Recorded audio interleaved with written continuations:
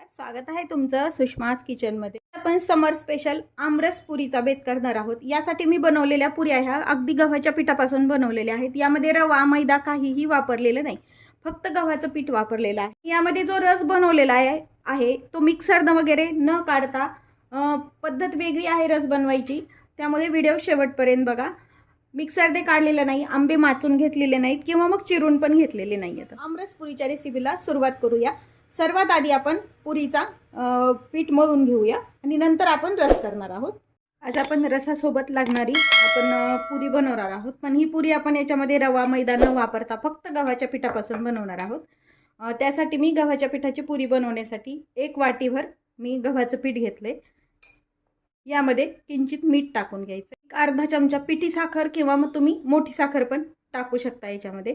यामध्ये तेल वगैरे काही वापरणार नाही। यामध्ये जर तेल टाकलं तर एखाद्या वेळेस पुऱ्या अशा तेल धरतात, अगदी छान पुऱ्या तयार होतात। ह्या अगदी तेल कमी लागतं व तेल पण पित नाहीत, त्यामुळे त्यामध्ये मी थोडीशी साखर टाकलेली आहे। पुऱ्या सुद्धा टंब फुगतात। ह्या पुऱ्या तुम्ही रसासोबत किंवा पुरी भाजी सोबत पण आता यामध्ये अगदी थोडं थोडं पाणी घालत एकदम घट्ट पीठ मळून घ्यायचं। हे आपण जसं पोळीला मळतो त्यापेक्षाही हे पीठ घट्ट मळल्या गेलं पाहिजे, त्यामुळे थोडं थोडं पाणी टाकत आपण हे पीठ छान घट्टसर मळून घेऊया। एकदम घट्ट पीठ असं मळून झालंय।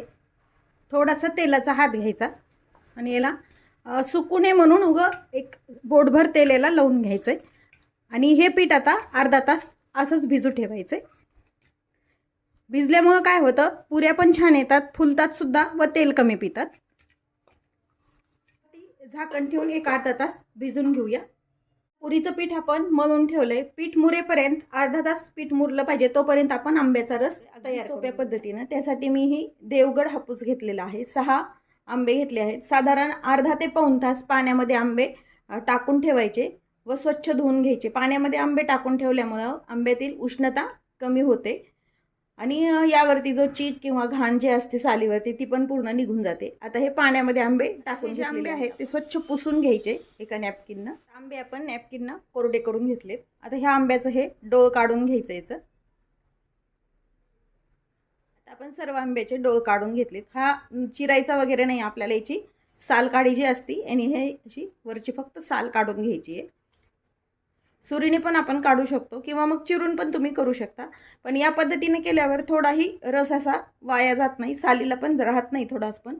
आता ह्या सर्व आंब्याचे आपण पातळ असं एकदम जाड साल काढायचे नाही, फक्त साल आली पाहिजे याच्यामध्ये, आंब्याचा मगस वगैरे बिलकुल आला नाही पाहिजे। आता सर्व आंब्याचे आपण अशीच साल काढून घेऊया। असं आपण सोलून पण काढू शकतो साल काढी न काढता।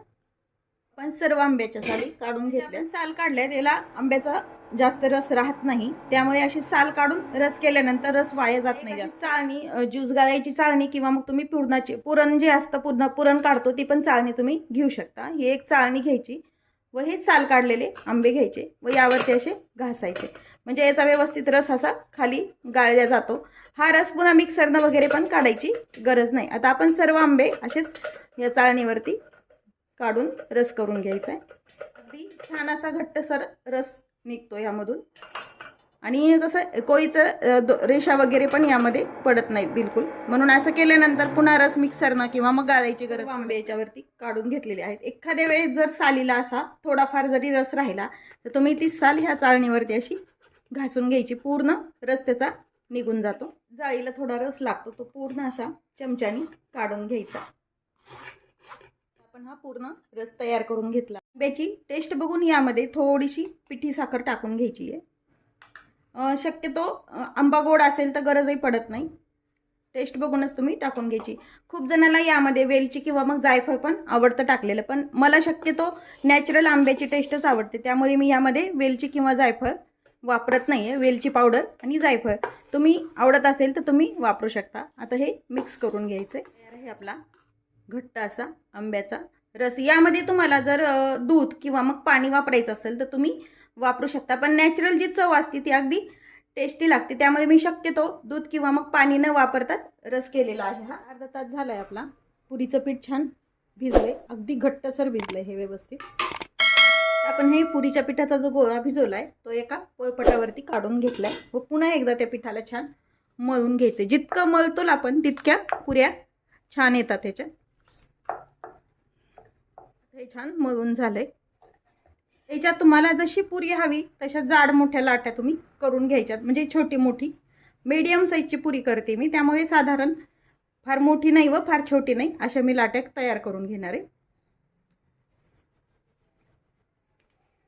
आता आपण सर्व ह्या पिठाच्या लाट्या तयार करून घेऊ. आता एक लाटी घेतली, उगा अगदी थोडंसं तेल लावायचं. पीठ वापरत नाहीये मी इथे, पीठ वापरलं तरी चालतं, पण एखाद्याच पीठ वापरल्यानंतर तेलामध्ये सगळं पीठ होतं व तेल खराब होतं, त्यामुळे शक्यतो तेल वापरायचं. छान गोल अशी पुरी, फार जाड नाही व फार पातळ नाही अशी लाटून घ्यायची. काठानी पातळ लाटवायची व मध्यभागी थोडीशी काठापेक्षा जाडसर ठेवायची. अजिबात पीठ व्यवस्थित मुरल्यानंतर कधीच पुरी अशी चिटकत नाही, तुम्ही पीठ जरी नाही लावलं तरीही. आता आपण सर्व पुऱ्या अशा करून घेऊया.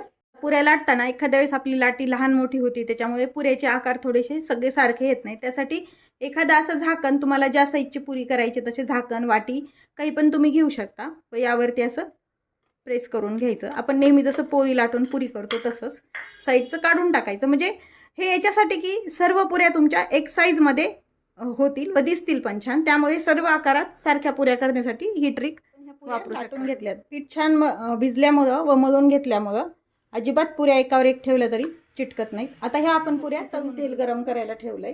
तेल गरम झालं का ते चेक करूया. टाकल्या असं छोटासा पोळीचा आपण पोर्शन टाकला पिठाचा, तो वरती आलाय. पुरीनं किंवा भज्यानी कोणत्याही गोष्टीनं तेल पिऊ नये म्हणून एक चिमूटभर तेलात मीठ टाकून घ्यायचं आधी, तळायच्या आधी. आता गॅस मीडियम ठेवायचा, एकदम कमी नाही व जास्त नाही, आणि पुरी यामध्ये टाकून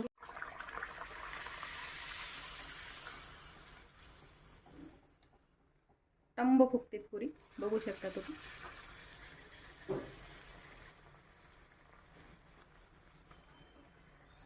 गॅस एकदम हाय नाही व एकदम लो नाही असा ठेवायचा, म्हणजे पुरी छान फुलल्या जाते.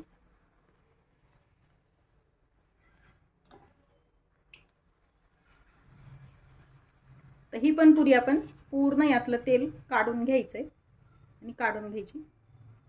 टिश्यू पेपरवरती तेल निथळून घ्यायचं आणि शक्यतो एकच पुरी तळायची, एकदम खूप अशा पुऱ्या न टाकता तळून घ्यायच्या आहेत. पुरी टाकून घेऊया. पुरी काढताना गॅस कमी करून घ्यायचा व नंतर पुरी टाकल्यानंतर पुन्हा मोठा करून घ्यायचा. ही पण पुरी आपली छान टंब फुगली आहे. अशाच आपण सर्व पुऱ्या तळून घेऊया. आपली टंब फुगलेली पुरी आणि अगदी सोपा असा आमरस तयार करायला. मिक्सरची किंवा कशाचीच गरज नसताना आपण हा आमरस तयार केलेला आहे. मग रेसिपी नक्की करून पहा. रेसिपीला लाईक करा, चॅनलला सबस्क्राईब करा, तसेच बेल नोटिफिकेशन पण ऑलवर प्रेस करा, म्हणजे तुम्हाला माझ्या प्रत्येक नवीन रेसिपीचं नोटिफिकेशन येईल. अशाच नवीन रेसिपीसोबत पुन्हा भेटूया. तोपर्यंत बाय बाय. व्हिडिओ पाहिल्याबद्दल खूप खूप धन्यवाद.